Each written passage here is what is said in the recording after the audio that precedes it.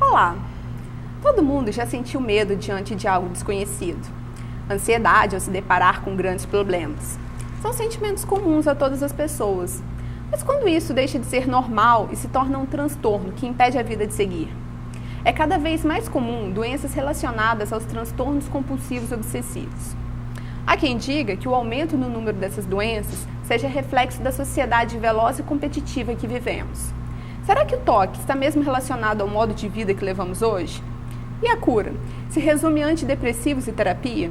Para nos explicar os motivos que podem desencadear os transtornos, suas consequências e os diversos tratamentos, hoje com a gente no estúdio o psicólogo Roger Machado. Oi, Roger, tudo bem? Tudo jóia. Roger, quais são os tipos mais comuns de transtornos? Olha, como você acabou de dizer, né, a sociedade que a gente vive hoje, transtornos mentais, de uma maneira geral, tem aumentado, inclusive, a partir de dados da própria saúde pública, tem demonstrado que, de uma maneira geral, transtornos como depressão, transtornos ansiosos, o estresse, síndromes relacionadas ao trabalho, dependência química, tem tido um agravamento nos últimos anos. Obviamente, em função, muito provavelmente por conta da forma de organização social atual hoje. Então, esses são transtornos importantes que estão presentes cada vez mais no nosso dia a dia, no nosso convívio social. Dentro de casa, nas nossas relações sociais, eles têm tido uma frequência maior de presença nas nossas vidas. Uhum. A ansiedade é um sentimento normal, assim, por exemplo, antes de uma prova você fica ansioso. Quando é que essa ansiedade deixa de ser normal e passa a ser uma ansiedade que merece tratamento? Ok. Existe, inclusive, dentro dos quadros ansiosos, existe aquela ansiedade, como você falou, que é a ansiedade normal ou adaptativa, e existe uma ansiedade que é não adaptativa. Todo ser humano precisa necessariamente ter um grau de ansiedade, para reagir diante de situações de fuga, de situações que ele precisa estar preparado para ter algum tipo de comportamento, como você falou, em provas, no trânsito mesmo. Se você não tiver um mínimo de ansiedade, você não reage a algumas situações que você precisa de ter um comportamento intempestivo. Entretanto, a partir de um momento que essa ansiedade começa a gerar no indivíduo algum sofrimento psíquico, que o sujeito começa a se incomodar com o grau de ansiedade, que normalmente a gente associa a ansiedade a uma preocupação, e aí quando ela passa a ter um grau maior, é uma preocupação quase que infundada. Então o sujeito passa a ter uma relação com o próprio sentimento de ansiedade como sendo algo sofrível. E se isso passa a ser um sofrimento para ele e passa a influenciar na sua vida diária, seja no trabalho, seja nas suas relações pessoais, nas suas relações familiares, o sujeito passa a se tornar ou agressivo com a sua família, ou passa a ter efeitos disso nas suas relações cotidianas, aí pode ser um problema. Então, a partir do momento que ela deixa de ajudar e passa a atrapalhar, e cada um tem condições de avaliar se ela está ou não atrapalhando, então ela passa a ser realmente um problema. Esses pequenos sintomas que você falou, às vezes é mais fácil para a pessoa ou para os familiares ou amigos perceberem isso e procurar tratamento, por exemplo? Obviamente que depende do tipo de ansiedade que se refere. Se a gente fala de ansiedade propriamente dita. Normalmente a pessoa é a primeira, é o primeiro sujeito a se dar conta do seu próprio grau de ansiedade. Até porque normalmente o sujeito sente isso de forma interna. A ansiedade, quem vivencia algum grau de ansiedade, normalmente relaciona isso com com uma angústia no peito, um aperto no coração, ou uma cabeça que fica pesando. Então, parece que é um sentimento que vem de dentro para fora. Então, normalmente, o primeiro a perceber é o próprio sujeito. A não ser quando se trata, por exemplo, de uma situação em que o sujeito já vivencia uma situação estressante. Essa situação estressante traz, por consequência, quadros ansiosos, e ele tem como agravamento, né, desse quadro de estresse, um comportamento atípico com familiares, com colegas de trabalho. Aí, no caso de um estresse, por exemplo, normalmente quem percebe primeiro são as pessoas que estão ao redor. Entendi. Mas é uma situação atípica, porque um quadro ansioso, propriamente dito, normalmente a pessoa tem a percepção primeiro, ela sente antes mesmo que os outros. Nesse caso de ansiedade, muita gente fala que a ansiedade é o gatilho para o toque, por exemplo. A gente poderia classificar o toque, ou seja, o transtorno obsessivo-compulsivo, dentro dos quadros ansiosos, né? Muitos estudiosos classificam, dentro da nosografia do toque, das doenças mentais, classificam o transtorno obsessivo-compulsivo como sendo um tipo das grandes ansiedades, um dos tipos de ansiedade. A gente pode ter ansiedade generalizada, ansiedade por estresse, ansiedade, né, por transtornos obsessivos, ou síndrome do pânico podem estar associados à ansiedade, fobias podem estar associadas à ansiedade. Então, são todos esses quadros psicopatológicos que, dentro da psiquiatria mesmo, dentro do quadro psicopatológico, estão enquadrados, né? O toque seria um deles e estaria enquadrado dentro dos transtornos ansiosos de uma maneira geral. Então, seria um transtorno que tem em suas características alguma relação com o quadro ansioso, apesar de que a própria etiologia da doença, a própria origem dela não é muito bem definida ainda. Entendi. Mas poderia ser classificada dentro dessa classificação psicopatológica dentro dos quadros ansiosos. E existe diferença entre compulsão e obsessão? Existe. O conceito da palavra, né, o conceito do termo obsessão e compulsão, eles são diferentes, por mais que, principalmente dentro desse quadro, dentro do toque, eles estejam normalmente associados. Não é à toa que eles estão associados. A obsessão, ele é um tipo de situação que se dá no pensamento, no plano dos pensamentos. Então, o que seria uma obsessão? Seria justamente aquele pensamento repetitivo, ou é como se o sujeito tivesse uma invasão de pensamento e pensasse fixamente numa determinada situação, ou tivesse uma preocupação excessiva com determinadas coisas. Por exemplo, uma preocupação excessiva e muitas vezes injustificada, uma preocupação com morte, com adoecimento, com algum tipo com sujeira, por exemplo, né, de ter aquele pensamento, aquela sensação de que se ele não lavar as mãos, ele vai adoecer. Sujo. Exatamente. Está tudo sujo e ele vai adoecer por conta daquilo. Isso é um pensamento frequente. Ou então que seus pais podem morrer por algum motivo. Enfim, né, inúmeros pensamentos. A gente pensar nessa invasão de pensamento, né, a gente tentar imaginar como é que vem a ser isso, é só a gente lembrar de quando a gente tem uma musiquinha que fica na cabeça martelando, que a gente odeia aquela música. Da cabeça. Isso, e ela fica ali martelando. É como se a gente estivesse sendo invadido por aquela música. Independente da nossa vontade. Independente, exatamente. É involuntário, você falou tudo. A obsessão, ou o pensamento obsessivo, ele acaba sendo involuntário. É como se o sujeito estivesse sendo aprisionado por aquilo. E a compulsão? Na verdade, a compulsão normalmente ela está associada à obsessão. Por quê? Na medida em que o sujeito tem esses pensamentos que são involuntários, que ele independem da vontade dele, isso gera uma angústia, gera uma ansiedade nele. E na medida em que ele fica angustiado com esse pensamento, ele vai tentar aliviar essa ansiedade. De alguma forma, ele vai tentar encontrar alguma maneira para aliviar essa ansiedade. A maneira como os sujeitos normalmente encontram para aliviar essa ansiedade é através de alguns comportamentos, que, como os pensamentos eles são repetitivos, os comportamentos que dão vazão a esse pensamento, eles acabam sendo comportamentos também repetitivos, que é o que a gente chama de compulsão. Enquanto que a obsessão, ou o transtorno obsessivo propriamente dito, está no plano das ideias, dos impulsos do pensamento, A compulsão, ela está no plano do comportamento.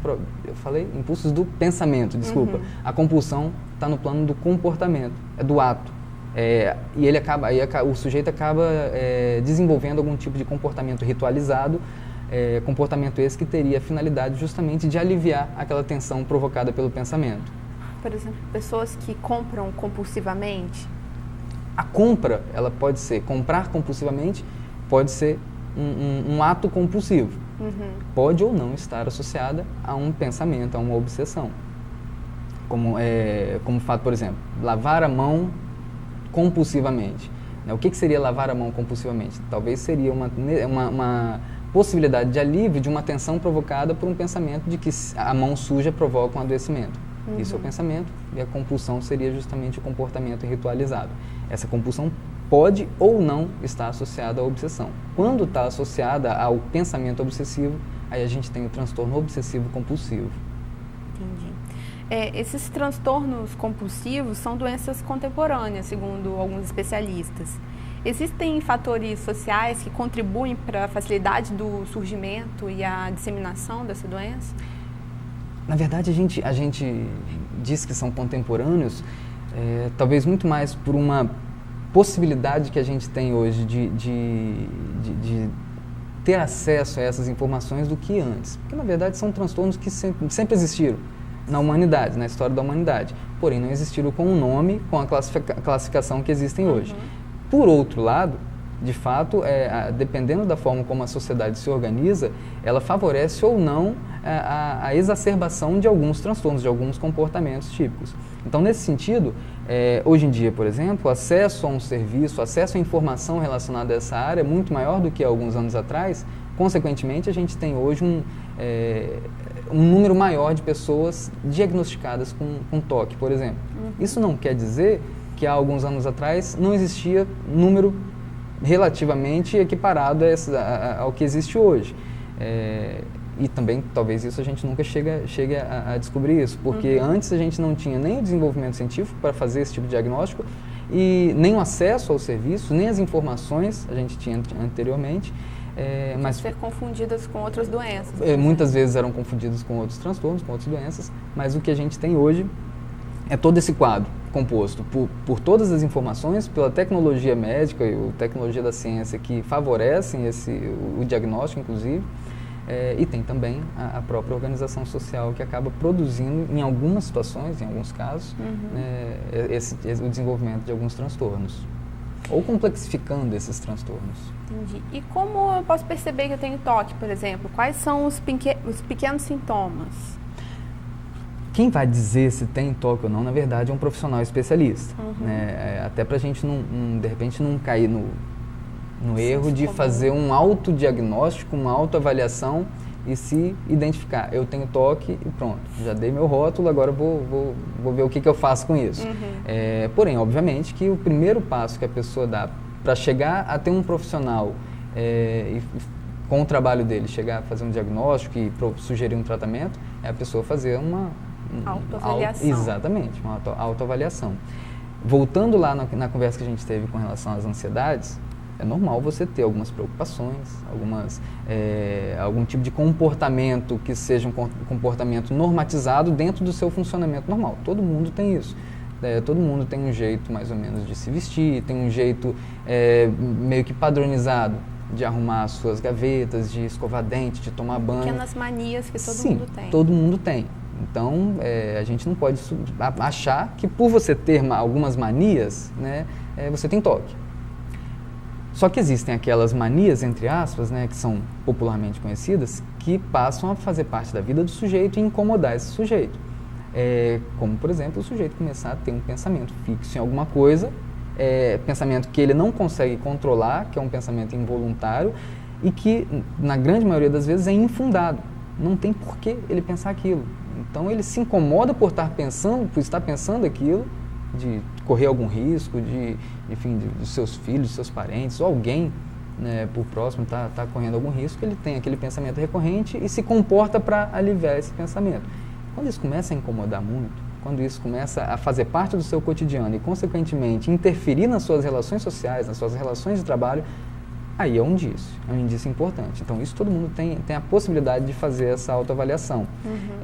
Se eu estou me incomodando com esse tipo de pensamento e comportamento ritualizado, ao ponto disso estar me interferindo nas minhas relações, de repente eu estou deixando de fazer alguma coisa por conta disso, eu deixei de fazer uma prova, deixei de estudar, eu deixei de sair com amigos, deixei de ir numa entrevista de emprego por alguma preocupação infundada.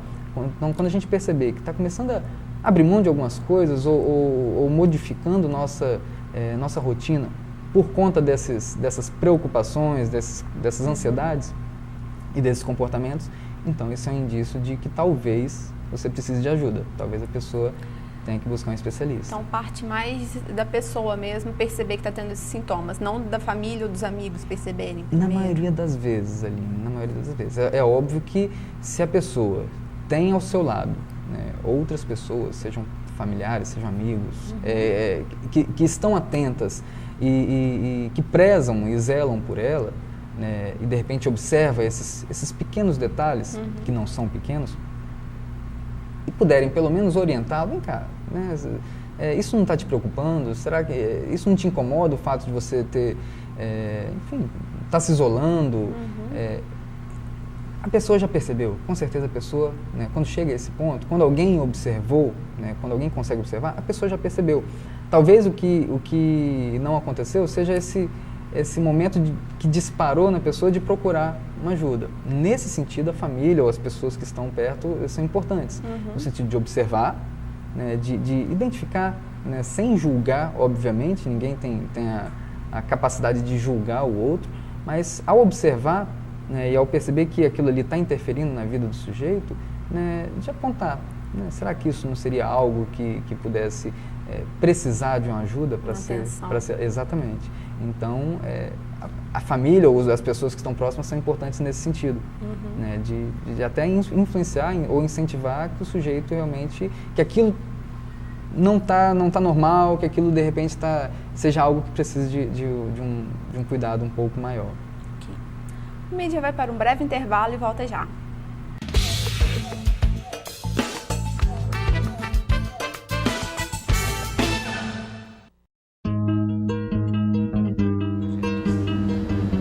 Um dia, eu estava na minha casa, no oceano, num barquinho sem remo.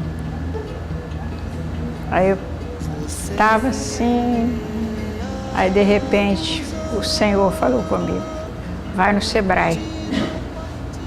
Eu peguei meu material, caminhei para o Sebrae. Aí encontrei uma menina maravilhosa chamada Juliana, e ela me deu os remos.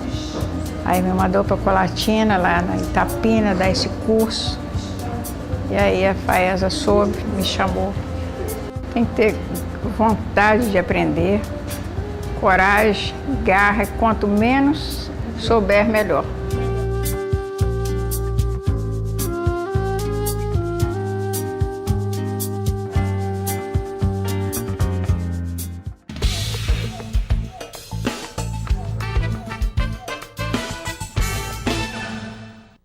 Voltamos com o mídia, falando hoje sobre transtornos compulsivos. Roger, qual é o profissional que deve ser procurado quando você percebe que tem algum desses sintomas, e que pode ser TOC, por exemplo? É um psiquiatra, um psicólogo, um psicanalista? Normalmente os profissionais que são mais indicados para fazer o acompanhamento de uma pessoa com TOC, a partir do momento em que foi feito o diagnóstico, são o psiquiatra e o psicólogo normalmente.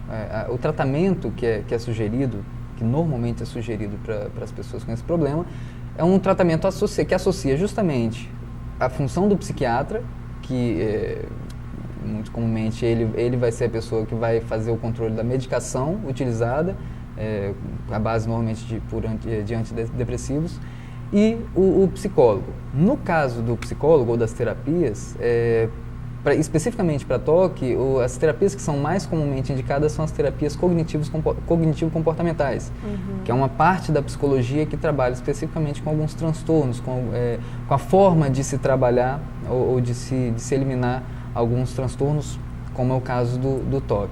Então, os profissionais que normalmente são sugeridos são esses dois. Certo.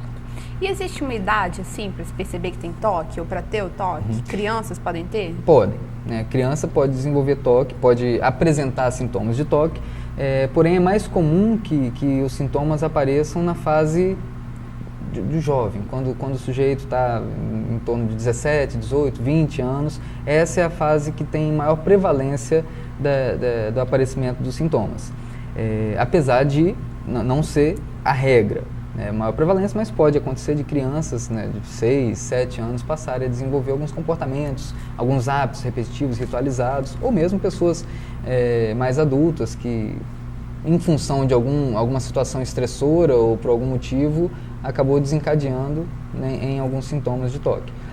O que, na verdade, não existe uma definição exata da causa, do que causa. Apesar de terem as pesquisas que mostram essa prevalência, não existe nada definido, né, definindo a causa exata do toque, né? Não tem nada que diga que seja somente genético, somente ambiental, somente por questões familiares. Então, não há uma certeza com relação a essa etiologia, mas há as pesquisas que mostram essa prevalência dentro dessa faixa etária de 20 anos. E é possível um autocontrole sem a ajuda de um especialista? Dependendo do grau da complexidade do problema, é muito difícil, né? Se for um transtorno efetivamente que passou a ser diagnosticado e que a pessoa passou a vivenciar o sofrimento intenso daquele transtorno, dificilmente ela vai conseguir sozinha, por conta própria, se livrar. Até mesmo por conta daquilo que eu acabei de falar, que é um transtorno que ele surge como se o sujeito fosse invadido por pensamentos, por exemplo. Mesmo ele sabendo que são pensamentos dele, ele não consegue controlar, né? Então, muitas vezes, pelo menos no início do transtorno, ele precisa de uma ajuda. Essa ajuda, como eu falei, ela pode ser dada através da associação de remédio, medicação, que o psiquiatra vai sugerir. Essa medicação ela deve ser específica, então não é porque um colega do lado ou um vizinho está usando um antidepressivo que você vai usar o mesmo antidepressivo sem fazer uma consulta com um médico. Não, obviamente que não. Porque eles precisam de receita médica também para comprar. Né? Sem dúvida. Tudo bem que alguém consegue, as pessoas ainda conseguem comprar remédio sem receita, o que é um absurdo, mas independente disso, é necessário que o médico avalie qual a medicação específica para aquele caso, se existe uma comorbidade, ou seja, se existe algum outro sintoma de outra doença que esteja associada ao toque, que caso haja, ele vai ter que trabalhar na associação da medicação e, paralelo a isso, é importante que o sujeito faça a utilização da terapia, preferencialmente a terapia cognitivo-comportamental. Inclusive, a possibilidade do sujeito melhorar abrindo mão com o tempo, né, depois de um tempo de tratamento, da medicação, abrindo mão gradativamente da medicação, essa possibilidade normalmente está muito associada ao sucesso ou à eficácia da terapia. Por isso a associação, justamente para não se criar também, né, uma dependência, por exemplo, da medicação. Não associar a melhora somente ao uso da medicação. Né? Para isso ele precisa fazer um trabalho terapêutico que aí sim, através da terapia, ele consegue ele mesmo se trabalhar para poder conseguir controlar. Mas no início, aquilo. Então, é necessária a medicação, pelo menos? Na maioria das vezes é necessário. É necessário, não necessariamente a medicação. Muitas vezes a pessoa consegue, por intermédio apenas da terapia, dependendo do quadro, consegue diminuir os seus sintomas sem, a princípio, utilizar a medicação. Mas isso vai depender de cada caso. E a síndrome do pânico? Qual a relação dela com o toque, ou ela é o toque num estado muito avançado? Ela é uma outra, a síndrome do pânico, na verdade, ela estaria classificada numa outra categoria de um transtorno ansioso. É bem diferente, apesar de ter uma relação muito próxima com relação quando se refere aos medos. Tanto no caso do transtorno obsessivo compulsivo, quanto no caso da síndrome do pânico, tem um fator presente, um fator em comum que está presente, que é o medo. Normalmente o sujeito que tem um transtorno obsessivo compulsivo, ele vivencia alguns medos. Em função desses medos, ele passa a desenvolver alguns comportamentos típicos. Na síndrome do pânico, a diferença básica que se dá é que ele vivencia, de repente, uma situação associada ao seu organismo. Por exemplo, ele está está trafegando dentro de um coletivo, ou está passando por algum local e por algum motivo ele desenvolveu ali uma taquicardia, o coração dele começou a bater mais forte, começou a suar, sentiu um temor por algo que seja inexplicável naquele momento. Esse temor ele sente no corpo, literalmente no corpo. O fator principal da síndrome do pânico, para você tentar definir que há uma síndrome do pânico ali, é a sensação iminente de morte, o que não necessariamente acontece no toque. No toque, a pessoa não tem a sensação de morte, ele tem uma preocupação que pode morrer. No transtorno do pânico, ou na síndrome do pânico, ele tem a sensação imediata ali de que ele está desfalecendo naquele momento. Muitas vezes chega a desmaiar, chega a ser levado, às vezes, para um serviço de emergência, onde são feitas todas as avaliações. Normalmente é feita a avaliação cardiológica, porque o sujeito sente realmente um ataque cardíaco, como se a pressão dele estivesse subindo. E o fator complicador da síndrome do pânico é que a partir desse primeiro momento, a partir dessa primeira crise, o sujeito tenta associar essa crise que ele teve com aquilo que ele vivenciou naquele momento. Então, às vezes, se ele está dentro de um coletivo, ele vai ter dificuldade de entrar no coletivo novamente, porque ele acha que foi vai... aquela causa. Isso, que aquilo vai provocar novamente aquela sensação. Se ele está numa outra situação de um lugar cheio e foi naquela situação que ele vivenciou aqueles sintomas, ele vai ter dificuldade de ir para um lugar cheio. Então, esses sintomas são provocados pela mente da pessoa mesma? No corpo não está acontecendo nada, é isso? Na verdade, não, essa dicotomia mente-corpo, durante muito tempo a medicina e a área da saúde trabalhou com essa relação separada, com essa diferença que existe. Uma coisa é a mente, outra coisa é o corpo. Quando, na verdade, isso não existe. Mente e corpo é uma coisa só. Né? Qualquer um de nós, na medida em que a gente fica, por exemplo, uma situação como essa, se eu estou diante das câmeras, passa pela minha cabeça que é uma situação que gera tensão. Mas não é só na cabeça, o coração começa a bater mais forte, exatamente. Então, mente e corpo, está tudo numa coisa só. Então, os sintomas que o sujeito desenvolve no corpo são sintomas que estão sendo desenvolvidos na mente, necessariamente, porque são fatores que ocorrem concomitantemente nessas duas coisas que a gente entende separadas, mas que na verdade não são separadas. Mente e corpo é uma coisa só. E existe cura? A cura, assim, absoluta, ou a pessoa sempre vai ter que conviver com aquele... No caso do toque? Do toque e do pânico também. Pois é. É diferente? Cura em saúde mental ou em transtorno mental é sempre uma situação bem complicada, bem relativa. O fato dos transtornos mentais serem, na maioria das vezes, transtornos que têm uma relação muito subjetiva do sujeito com o próprio sintoma, falar de uma cura completa é diferente de você falar, por exemplo, de uma cura de uma doença provocada por uma infecção, um vírus, ou algum tipo de problema que você vai lá, coloca uma prótese, ou então faz uma cirurgia, retira aquele nódulo e resolve. É diferente. Em saúde mental, a gente não tem como falar que a pessoa está livre daquilo. Da mesma forma que a gente fala que não existe uma imunidade para um transtorno mental, ou seja, todos nós estamos sujeitos a desenvolver algum tipo de doença mental algum dia na nossa vida, e a prevalência não é baixa, a prevalência é alta. Então, da mesma forma que a gente fala isso, a gente pode dizer que uma pessoa que teve uma relação com um transtorno desse, ele não está 100% seguro de que ele nunca mais vai voltar a ter. Então, a cura nesse sentido, ela é sempre muito relativa em saúde mental. Se uma pessoa tem uma depressão ou teve uma depressão, não quer dizer que ela não vai ter o retorno desses sintomas. Por isso a importância de, aliado ao tratamento no momento que há os sintomas, a necessidade de fazer um tratamento de manutenção daquilo, que às vezes acaba durando um tempo razoável. Muita gente, quando não vê que está se curando, por exemplo, da doença, eles abandonam o tratamento no meio do caminho. O que isso pode acarretar para pessoas? Recaído.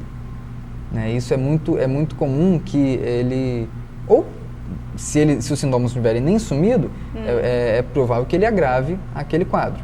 Se ele não tiver persistência no acompanhamento, é provável ou que ele tenha uma recaída mais forte, num tempo mais adiante, ou que esse sintoma tem uma progressão que se agrave. Porque em saúde mental, assim como nos demais transtornos, existe uma progressão mais ou menos pré-estabelecida da doença, como no caso de uma depressão. O sujeito pode, de repente, ficar um pouco triste com determinada situação. De repente, aquela tristeza não vai embora nunca e ela, de pouco triste, ela vai aumentando. Já fica uma tristeza maior, de repente a pessoa já não sai de casa e a tendência, caso essa pessoa não seja ajudada, é de que isso aumente, chegando, às vezes, a um limite de tentativas de suicídio e coisas do gênero. Da mesma forma no toque. Se o sujeito começa a vivenciar sofrimento psíquico em função desses transtornos, não procura ajuda ou se procura, abandona. E a tendência é haver uma progressão desses sintomas. Você já deve ter lidado com pessoas com vários tipos de transtorno, assim, algum te impressionou mais? Sempre tem alguns que né, trazem um certo uma impressão diferente, mas não vem à mente nenhum específico. Mas, de uma maneira geral, principalmente na clínica, o que tem surgido, né, de forma muito intensa é uma necessidade que as pessoas têm, que isso acaba gerando muita ansiedade, mas necessidade que as pessoas têm de serem perfeitas. Isso tem aparecido com muita frequência. Eu tenho que ser um filho perfeito, eu tenho que ser um funcionário padrão, eu tenho que ser um estudante exemplar, nota 10. E essa exigência, que é uma exigência muitas vezes da sociedade. Exatamente, a pessoa acaba introjetando e na medida em que ela não consegue alcançar, e não consegue alcançar mesmo, porque não é para alcançar, exatamente, essa perfeição é inalcançável, na medida que ela não alcança isso, que é inalcançável, ela sofre. Então, o que tem aparecido muitos casos, diferentes histórias, mas casos parecidos nesse aspecto. Do sujeito procurar uma perfeição inalcançada, sofrer por não encontrar aquela perfeição e muitas vezes paralisar. E aí isso acaba acarretando outros transtornos importantes na vida da pessoa.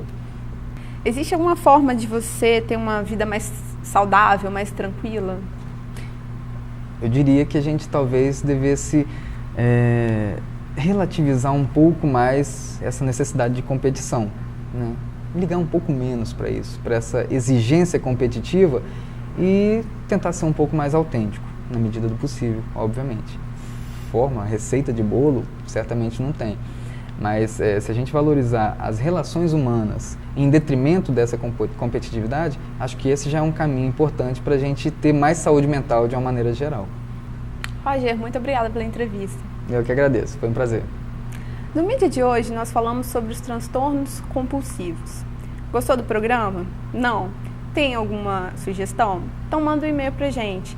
O endereço é media@aev.edu.br.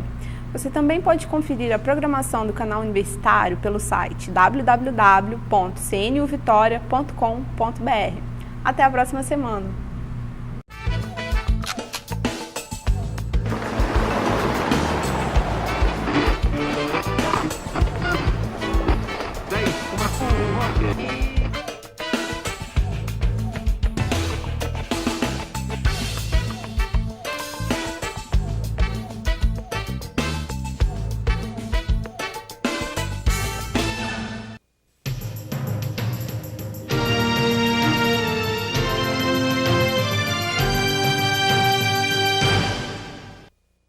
Mm-hmm.